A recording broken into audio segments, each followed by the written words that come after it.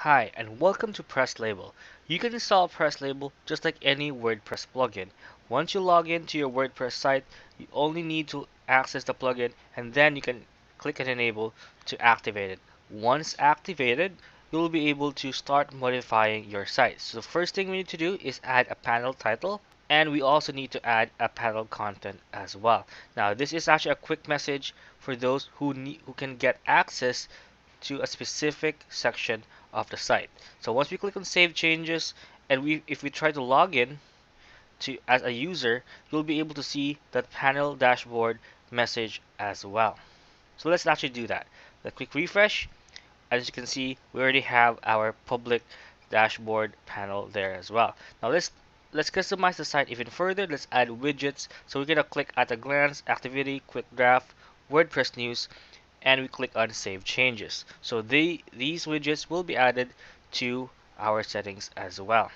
Now we can change. We can customize the site even further by going to the header section. From here, we can add a header image or our logo in place of the WordPress logo.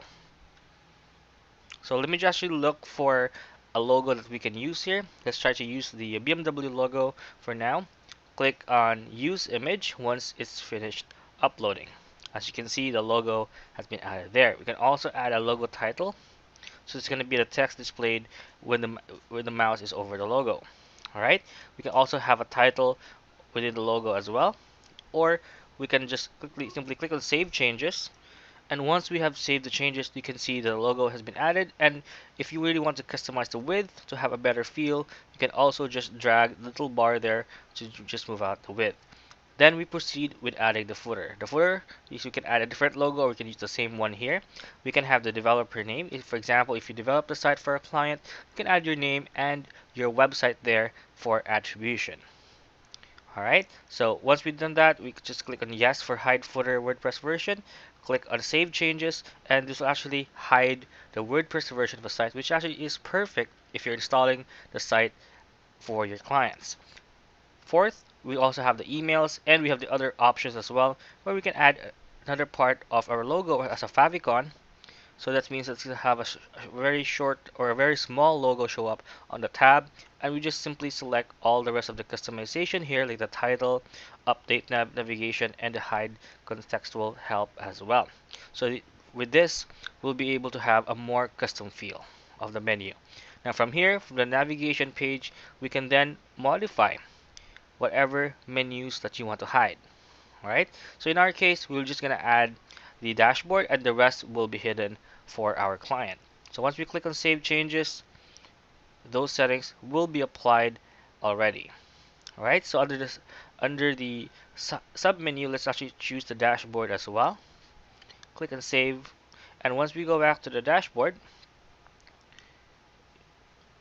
alright, so let me actually change some settings here. So you can reorder the menu items as well. So if you want the dashboard to be in the very bottom, instead you can simply drag that part to any place on the menu. So again, this actually makes it a lot more customized and doesn't feel like WordPress anymore. Alright, so right now we're just gonna change the top bar. We can hide the top bar menu. Click on save, and there you go. The top bar on our menu or our dashboard has disappeared. We can also move the logo link. There we go. So now our logo, our logout link is also there. So you can have the option to do that. All right. So from here we can hide the bar items. We can hide the, for example, we have the site name. We want to hide that. So that we click on save changes. That one is no longer showing up.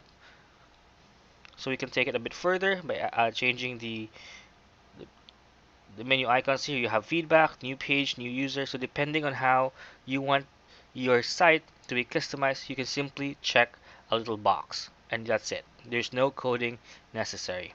So right now, I've logged out as this account here, and now let me actually log in again with a different let me log in again and let me show you how you can customize the login page as well very easily. So right now we just added our logo, we added a background color, and we can also add custom CSS if you want that. We're for now just gonna click on save changes. And as you can see, if you refresh this login page, look at that. We have our custom logo and a custom background color as well. So it actually make it a lot more customizable than it is already here. So you have a good platform like in WordPress, but you don't have the usual color scheme and the usual flat design associated with WordPress websites. So from here, we can also have the custom login form. We can select a color for the background, or we can have a background image for this case. We're just going to use a flat color for now. All right, let me select a good shade of orange, and let's change up the login form shadow as well, the form border color. As you can see, there's a lot of customization here just for the login page because we want it to feel and look like a custom website. All right, so we changed out the label text, the button background, the submit button text color, well, by simply just moving and dropping the color palette to whatever color that we want for that specific section. Click on Save Changes. Let's refresh the login page. As you can see, now it looks really custom made, and you can now be able to fully customize it even further by going to the appearance section, and you can enable the admin area theme, the theme colors as well by just clicking on any color that you want, just like we did earlier. As you can see, our admin area has already changed to a different color, which now looks like a really custom site instead of the regular gray feel that all WordPress sites have. So we can change it, click on Save Changes, and look at that menu once we save it. Now it looks like a custom site that you would normally pay thousands of dollars for, but you can set it up with WordPress just with a click of a mouse. So let's actually change the theme a bit more. Let's actually like the color blue better compared to what we have selected. So let's change that.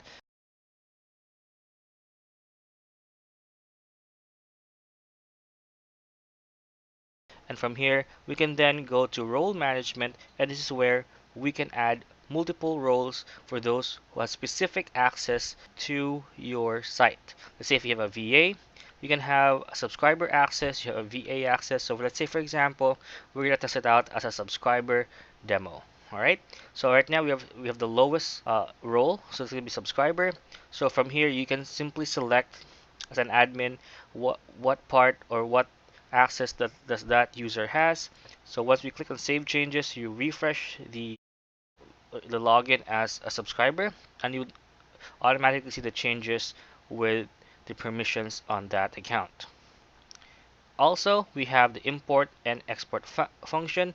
Let's say, for example, you want to set up another site, but you don't want to go through all the settings again.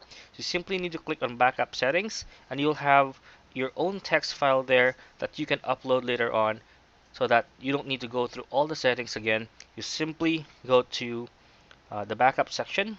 All right, for now, we're going to click on save Changes for now. And from here, we can then go to import and export, and we can just add a restore file on the choose file for restore settings. And once we apply those settings, automatically, as you can see, all the settings we have created has been added.